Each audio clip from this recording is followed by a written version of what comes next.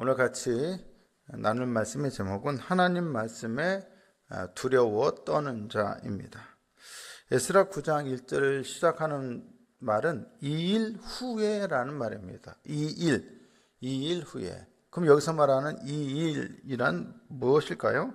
그것은 에스라가 인도한 두 번째, 첫 번째는 스룹바벨이 인도했고 두 번째는 에스라, 세 번째는 느헤미야. 이건 잘 알죠. 우리가 이 에스라가 인도한 두 번째 귀한 공동체가 예루살렘에 와서 정착한 일과 또 그들이 올 때 페르시아 정부로부터 부여받은 임무가 있었어요.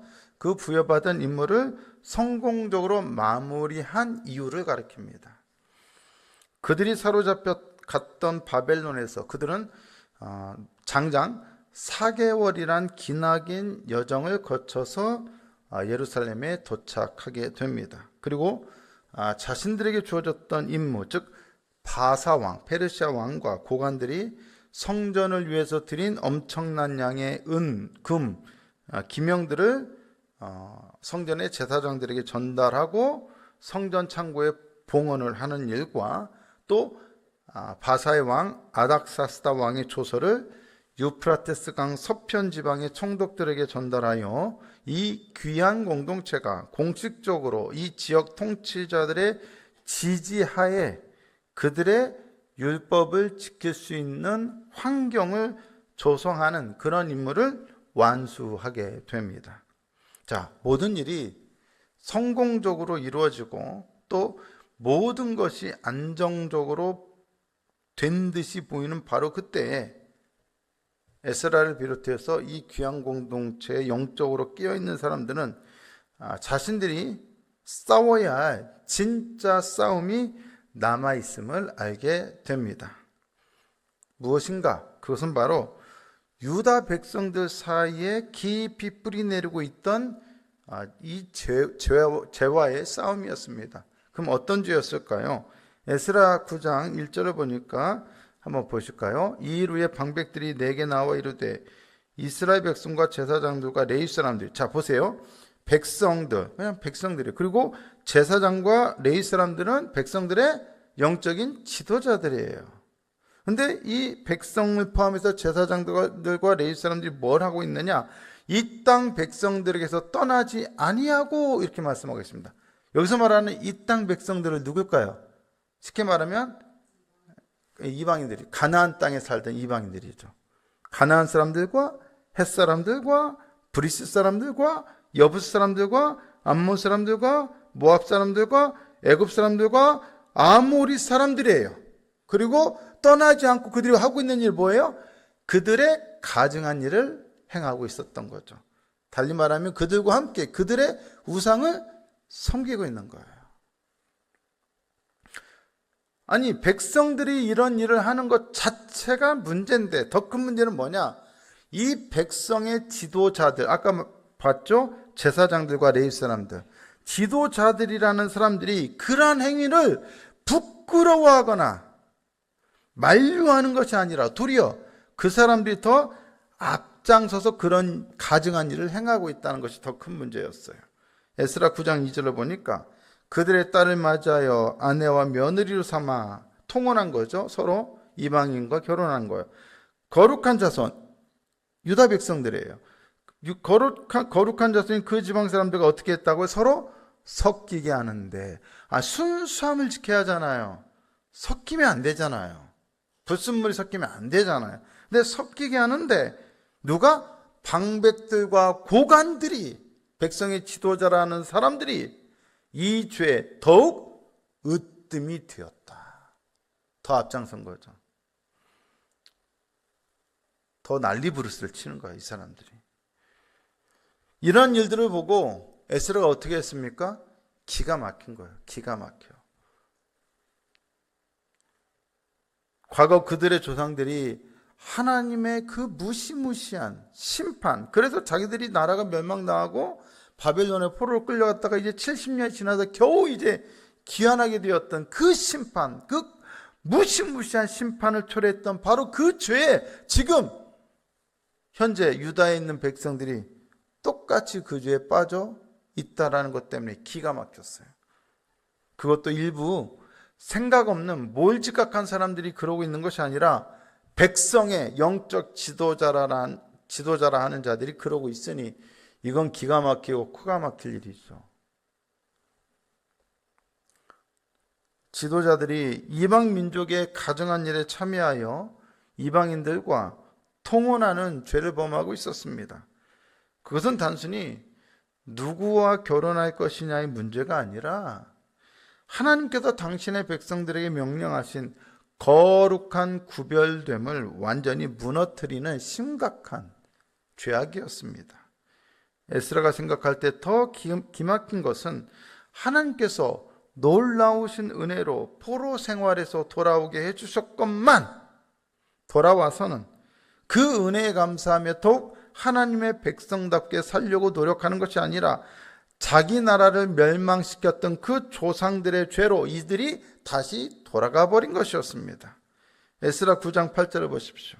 이제 우리 하나님 여호와께서 우리에게 잠시 은혜를 베푸사 얼마를 남겨도 피하게 하신 우리를 그 거룩한 처소에 박힌 목과 같게 하시고, 거룩한 처소는 성전이 있는 예루살렘이죠. 유다 땅이죠.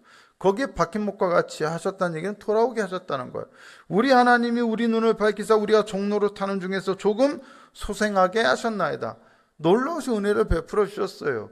포로에서 돌아오게 되었어요. 그런데 그렇게 하나님께서 은혜를 베푸셨는데 소생하게 해주셨는데 그들이 무슨 짓을 저질렀습니까? 에스라 9장 7절을 보니까 노란색으로만 보면 초록색이죠. 우리의 죄악으로 말미암아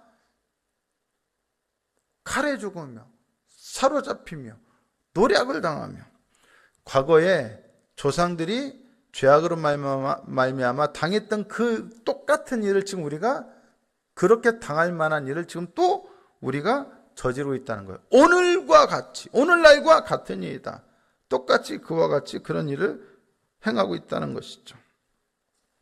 포로 생활에서 귀환했더라도 귀환한 것이 끝이 아니라 귀환했더라도 안심할 수 없는 것이 또다시 그들이 이런 심판을 당할 수 있다는 거예요. 칼에 죽고 사로잡히고 노략을 당하는 그 무서운 일을 또다시 이들의 똑같은 죄악, 조상들과 똑같은 죄악으로 인해서 당할 수가 있다는 것이죠.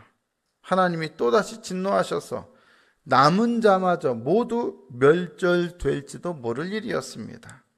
에스라가 심각하게 두려워 떨었던 이유는 바로 이러한 불행한 전망 때문이었습니다. 에스라 9장 4절을 보면 이에 이스라엘의 하나님의 말씀으로 말미암아 떠는 자가 사로잡혔던 이 사람들의 죄 때문에 다 내게로 모여오더라. 내가 저녁 제사 드릴 때까지 기가 막혀 앉았더니, 그래도 불행 중 다행이었던 것은 에스라 말고도 하나님의 말씀으로 말미암아 떠는 자가 또 있었다라는 것입니다. 에스라와 같이 하나님 앞에서 두려워 떠는 자들이 에스라 주변으로 모여들기 시작했습니다. 똑같은 마음으로 두려워 떨고, 똑같은 마음으로 아파하고, 똑같은 마음으로 부끄러워하고, 똑같은 마음으로 참담해하고, 똑같은 마음으로 기도하고자 하는 사람들이 있었던 것입니다. 그리고 그것이 이 공동체의 희망이 되었습니다. 하나님의 말씀 앞에서 두려워 떠는 사람, 그 한 사람만 있어도 그 공동체는 결코 망하지 않습니다. 에스라가 가진 힘, 에스라가 이 타락한 공동체 가운데에서 강력한 영적인 개혁을 수행할 수 있었던 동력은 다름이 아니라 바로 하나님 말씀 앞에서 두려워 떨 줄 아는 그러한 마음과 태도였습니다.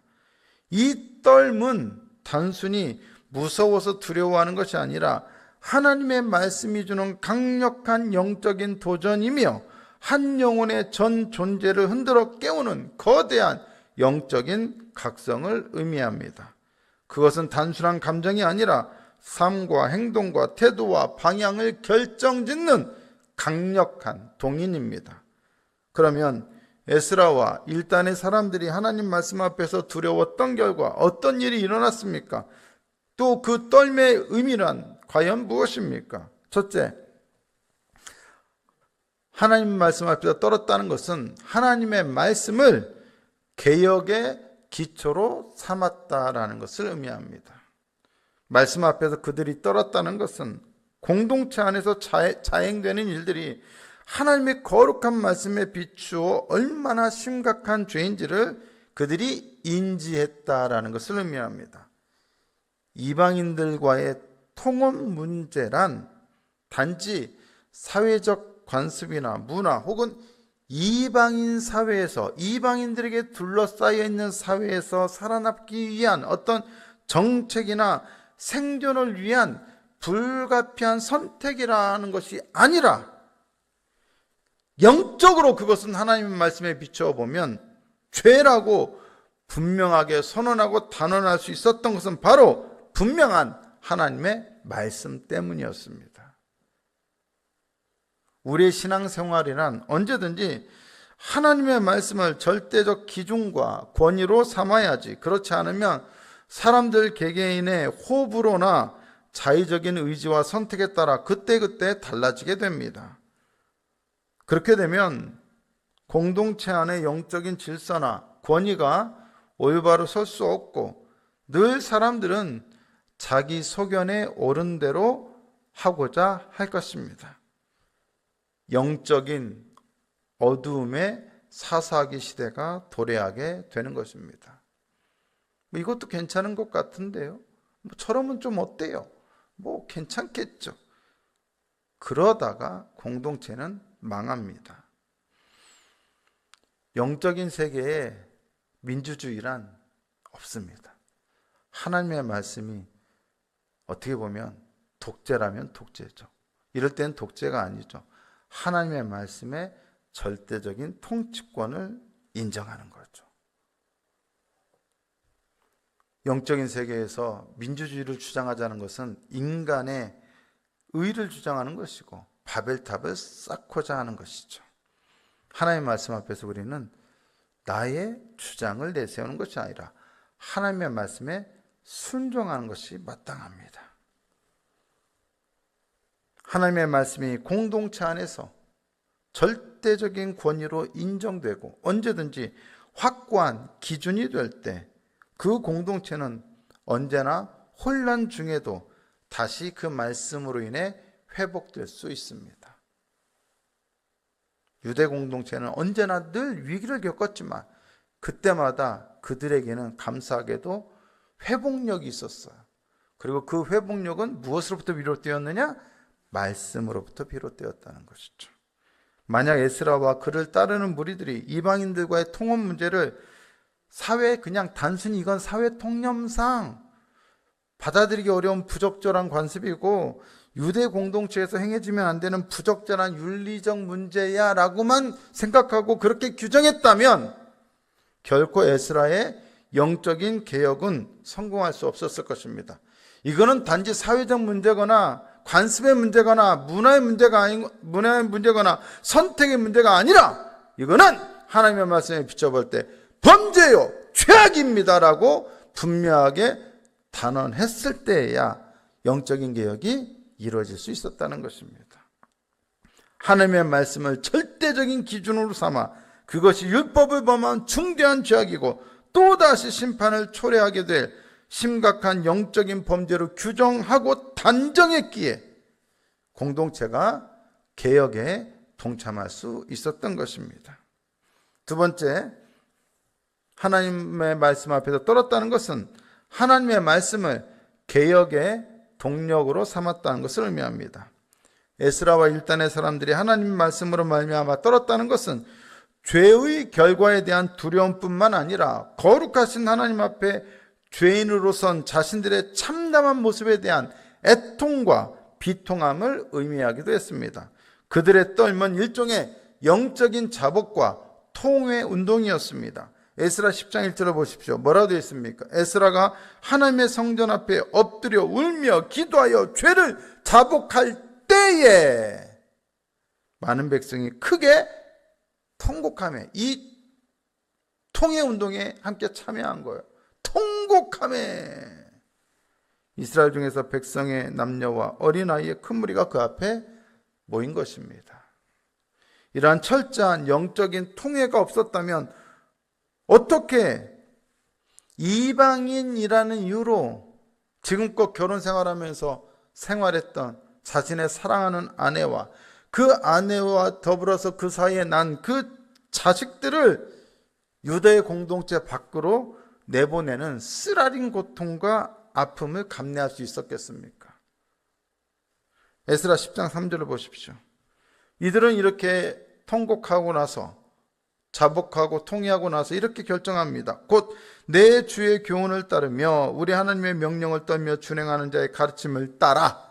자, 말씀을 따랐어요. 그리고 뭐라고 그래요?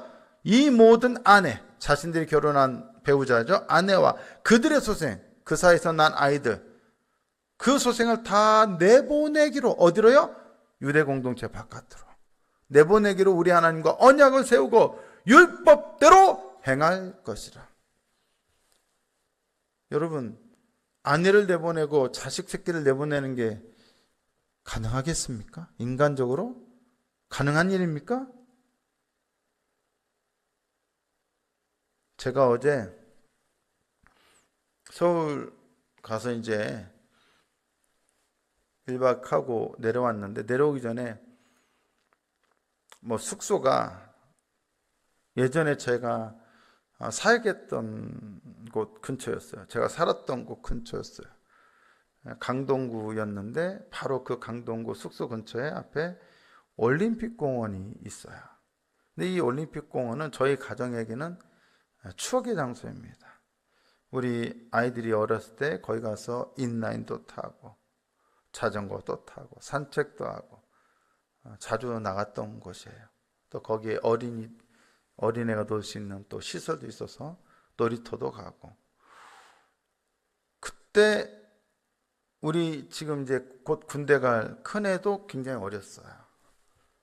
그때 그 공원에서 놀았을 때를 생각하니까 아이가 굉장히 어리고 꼬맹이였거든요. 진짜 5살, 6살, 7살 이럴 때였거든요. 한참 부모의 손이 많이 가던 때, 그때 아이의 모습이 떠오르더라고요. 그리고 그때 아직 저도 젊었으니까 아빠지만 그때 아이에게 그런 마음이 들었던 것 같아요. 그때 당시에는 아이가 어리니까 아빠가 항상 너를 지켜줄게, 그렇게 마음을 먹었던, 아이를 향해서 늘 그 마음을 품었던 그 당시에 제 마음이 떠올랐어요. 그리고 또 지금도 아이가 다 컸지만, 성인이지만 여전히 아빠가 지켜줄 수 있을 때까지는 지켜줘야겠다, 이런 마음을 또 먹게 되더라고요. 그게 부모 마음 아닐까요? 아이가 힘들면 부모는 자신이 힘들더라도 아이를 위해서 희생하려고 하는 게 부모 마음이 있잖아요. 그런데 그 자기의 살보다도 더 아끼는, 생명보다 더 아끼는 자식을 내보낸다? 인간적으로 이거는 절대로 하기 어려운 일이에요. 근데 그렇게 결단하고 했다는 거예요. 뭐 때문에요? 말씀 때문에. 말씀 앞에서 떨었다는 것은 그것을 위해서, 우리가 하나님 앞에 범죄했다는 것을 자복하고 통했기 때문에 이런 말도 안 되는, 인간적으로 할 수 없는 일을 감행한 거죠. 확실한 회개가 있었기 때문에 가능한 일입니다.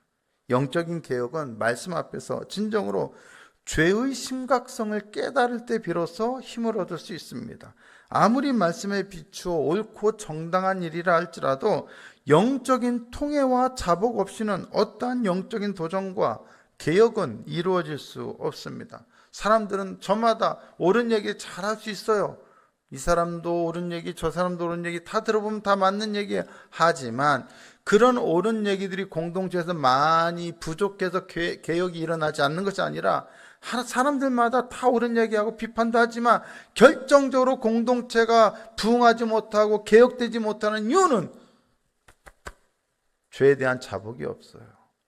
그래, 내가 죄인이지 라고 하는 마음으로부터 비롯되는 회개가 없어요.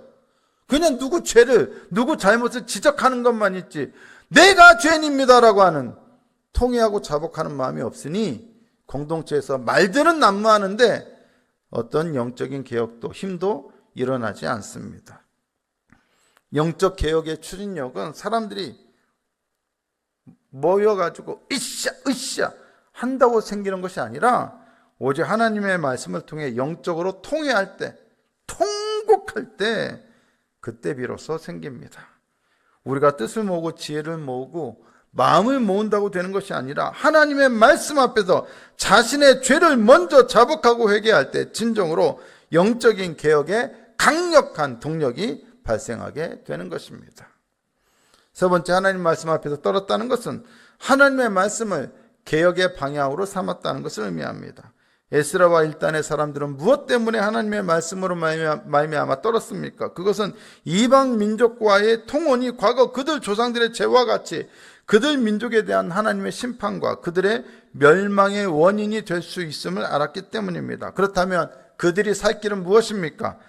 그러한 행위를 중단하고 완전히 청산하는 것입니다. 즉 자신들의 죄악을 인정하고 그러한 행위로부터 완전히 돌아서는 것입니다. 방향을 바꾸어 돌아가는 것입니다.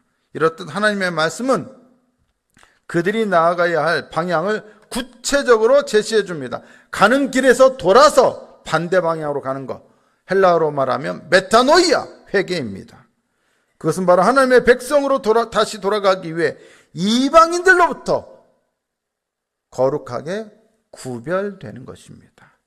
하나님의 말씀으로 인해 그들은 이방인들로부터 구별된 하나님의 백성이라는 분명한 목표를 향해 나아갈 수 있었습니다. 그리고 이러한 목표의 에스라 개혁은 이후 이방 제국의 통치 아래서 숱한 위기와 역경들 가운데서도 유다 공동체가 자신들의 영적인 정체성을 굳건하게 지킬 수 있게 도와주었습니다. 페르시아 제국 이후에 더 강력한 헬라 제국, 그 헬라 제국에서는 더 심각한 영적인 정체성의 위기를 겪고 또 기가 막힌 것은 그 헬라 제국이 끝난 다음에 로마 제국 시대는 더 큰 위기가 다가왔습니다. 그런데도 오히려 가장 약한 맛이 페르시아 제국이고 점점 더 강한 맛, 매운맛이었어요. 그런데 오히려 이 페르시아 때 에스라의 개혁을 통해서 더욱더 위기가 강해지는데도 그들은 그 강한 위기 속에서도 자신의 영적인 정체성을 끝까지 지킬 수 있었던 것이죠. 바로 이 시기에 에스라 개혁을 통해서 그것이 가능했던 것입니다. 결론입니다. 에스라의 영적인 개혁은 단순한 사회 정책이나 종교 정책의 변화가 아니었습니다. 그것은 말씀으로 말미암아 떠는 자들의 영적인 각성으로부터 촉발된 영적인 개혁이며 영적인 부흥이었습니다. 사람을 살리고 공동체를 살리고 시대를 살리고 민족의 미래를 살린 바로 그러한 영적인 운동이었습니다. 하나님 말씀 앞에서 떠는 자가 있다는 것은 공동체의 이러한 놀라운 일을 이루는 강력한 자원이 있다는 것을 의미합니다. 반대로 그러한 사람들이 없다는 것은 공동체의 미래가 매우 암울하다는 것을 의미합니다. 하나님 말씀 앞에서 우리는 지금 어떻습니까? 그저 들을 때만 즐거운 말씀, 귀에 듣기에만 좋은 그런 감동을 주는 말씀, 그런 말씀만 추구하고 있지는 않습니까? 그렇게 듣기 좋은 말씀은 결국 한 귀로 듣고 한 귀로 흘려보내는 그런 말씀이 될 뿐입니다.